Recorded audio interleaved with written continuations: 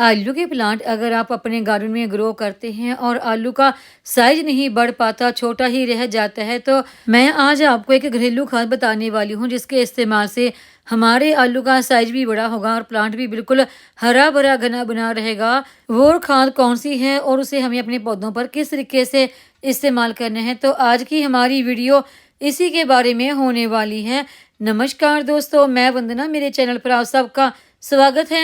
मेरे गार्डन में लगा ये आलू का प्लांट तकरीबन 30 दिन से ज़्यादा का हो गया है। सभी सब्जियों में सबसे ज़्यादा खाने में इस्तेमाल होने वाली सब्जी आलू ही है और आलू को हम काफ़ी सारी सब्जियों में मिक्स करके सब्जी बनाने में इस्तेमाल करते हैं। आलू के प्लांट को आप गमले में, ग्रो बैग में, किसी में भी ग्रो कर सकते हैं। और देखिए यहाँ पर मैंने जो आटे की थैलियाँ आती हैं ना, उन्हीं में आलू के प्लांट ग्रो कर रखे हैं। आलू के प्लांट को जब आप ग्रो करते हैं तो जब वो 30 दिन से ज़्यादा का होने लगता है तो उसमें छोटे छोटे से आलू तैयार होना शुरू हो जाते हैं। तो इसी समय हमें अपने आलू के पौधे को खाद देनी होती है।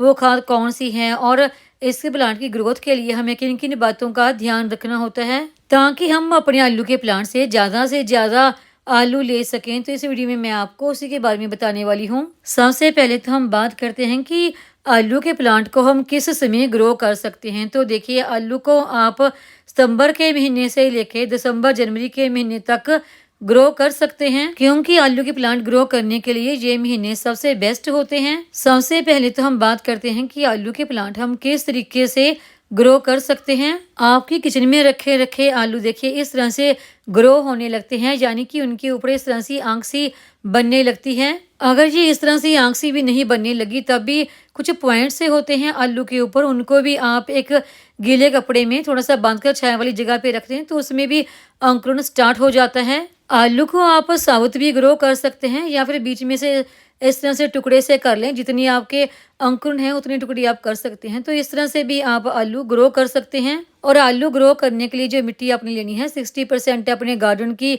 सिंपल सोयल और 20% उसमें कौ डंग कंपोस्ट या फिर वर्मी कंपोस्ट मिक्स कर दें। मैंने कौ डंग कंपोस्ट मिक्स की है तो उसमें नाइट्रोजन, पोटाशियम, फास्फोरस भरपूर मात्रा में होता है। कौ डंग जो आप इस्तेमाल कर रहे हैं वो पूरी तरह से डिकम्पोस्ट होना चाहिए। अगर डिकम्पोस्ट नहीं होगा तो जब प्लांट की रूट बढ़ना शुरू होगी तो उसमें इन्फेक्शन होना शुरू हो जाता है। प्लांट की रूट में नोमेटाइड नाम की बीमारी होने लगती है तो प्लांट की ग्रोथ नहीं हो पाती, प्लांट डेड होने लगता है। तो इसलिए कौ डंग का इस्तेमाल कर रहे हैं तो वो पूरी तरह से डिकम्पोस्ट होना चाहिए। और आप मिट्टी में 10% के आसपास रेत या फिर कोकोपीट मिक्स कर सकते हैं और 10% के आसपास आप कैल्शियम के लिए चूना या फिर बोन मील का इस्तेमाल कर सकते हैं। इस तरह से मिट्टी तैयार करते हैं तो आपकी मिट्टी बढ़िया भुरभुरी तैयार होती है। तो सभी सब्जियों वाले जितने भी आपके प्लांट हैं सभी के लिए आप इसी तरीके से मिट्टी तैयार कर सकते हैं, क्योंकि भुरभुरी मिट्टी में प्लांट की ग्रोथ काफ़ी अच्छी होती है और सब्जियों का साइज भी काफ़ी बड़ा होता है। खास तौर पर वो सब्जियां जो ज़मीन के अंदर ग्रो होती हैं, जैसे कि आलू, चुकंदर, गाजर, मूली। आलू जब थोड़ा सा ग्रो होना शुरू होता है तो कई दफ़ा उसकी पत्तियां सिकुड़नी सी लगती हैं, तो उसके लिए आप उसके ऊपर नीम ऑयल का स्प्रे कर सकते हैं। नीम ऑयल नहीं है आपके पास तो आप ट्राइकोडर्मा इनका भी स्प्रे कर सकते हैं। जो भी फंगीसाइड ले रही हैं वो आप 1 लीटर पानी में तकरीबन 2 से 3 ml तक मिक्स करके स्प्रे कर सकते हैं प्लांट की पत्तियों के ऊपर, ताकि हमारा प्लांट किसी भी तरह के इंसेक्ट से पूरी तरह से सुरक्षित हो जाए। अब बात करें वाटरिंग की, तो आप आलू के गमले की मिट्टी में हमेशा मॉइस्चर बनाए रखें। आलू के गमले की मिट्टी कभी भी ज़्यादा ड्राई ना होने दें, क्योंकि इससे प्लांट की ग्रोथ रुक सी जाती है अगर मिट्टी थोड़ी सी भी ज़्यादा ड्राई हो जाती है। और कभी भी इस प्लांट में ओवर वाटरिंग भी ना करें, क्योंकि ओवर वाटरिंग की वजह से भी प्लांट की जो रूट है वो सड़ने लग जाती है, क्योंकि इसकी रूट में ही आलू बनते हैं। आलू का प्लांट जब 30 दिन के ऊपर का हो जाता है तो हमने इसके ऊपर एक बहुत ही बढ़िया खाद का इस्तेमाल करना होता है, जिसमें नाइट्रोजन, फास्फोरस और पोटाशियम भरपूर मात्रा में हो। तो उसके लिए जो खाद हम आज इस प्लांट के ऊपर इस्तेमाल करेंगे वो हमें मार्केट से लेके आने की ज़रूरत नहीं। जो हम अपनी किचन में इस्तेमाल करते हैं, चाय की पत्ती जो इस्तेमाल करने के बाद हम फेंक देते हैं, तो वही फ्री की चीज़ हम अपने इस प्लांट के ऊपर आज इस्तेमाल करेंगे।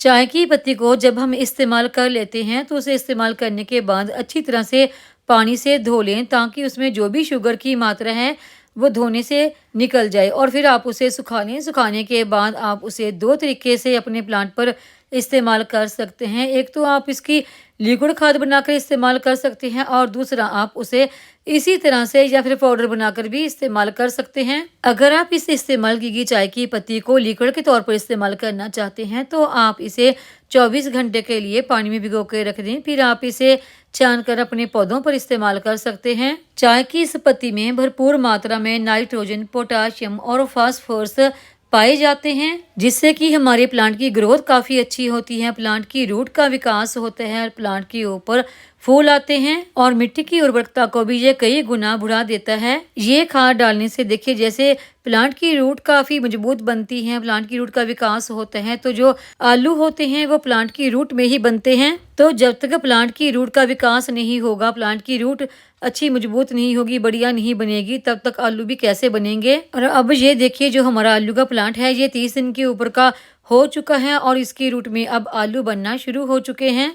तो इस समय इस प्लांट को जिस खाद की ज़्यादा ज़रूरत होगी तो वो है फास्फोरस और नाइट्रोजन। नाइट्रोजन का इस्तेमाल करने से प्लांट की जो पत्तियां हैं वो बिल्कुल ग्रीन बनी रहती हैं और इसके साथ ही जो फास्फोरस है वो प्लांट की जो रूट है उसकी ग्रोथ को ज़्यादा फास्ट कर देते हैं। इससे जो आलू बनते हैं उनकी ग्रोथ भी ज़्यादा होगी और जल्दी होगी। और इसमें जो पोटाशियम होता है वह फूल लाने में हेल्प करता है। आलू का जो प्लांट है वह ऊपर की तरफ बढ़ता है, लेकिन उसमें जो बीज यानी कि फ्रूट यानी कि आलू बनता है वो नीचे की तरफ बनता है। इससे आलू की प्लांट की ग्रोथ काफ़ी अच्छी होगी और आलू ज़्यादा बढ़िया बनेंगे। और इसके साथ ही ये मिट्टी के उपजाऊपन की गुणवत्ता को कई गुना बढ़ा देते हैं और मिट्टी में भी मॉइस्चर बनाए रखता है, क्योंकि आलू के प्लांट में मॉइस्चर बना रहे ये बहुत जरूरी होता है। ये मिट्टी को भी भुरभुरी बनाए रखते हैं और इसमें नेचुरल तौर पर कीटनाशक गुण भी पाए जाते हैं जो हानिकारक कीटों को रूट से दूर रखते हैं, क्योंकि इसकी रूट में ही आलू बनते हैं। तो अब इस खाद को हमने अपने पौधे पर कितनी मात्रा में इस्तेमाल करना है, तो देखिए मैंने आलू के प्लांट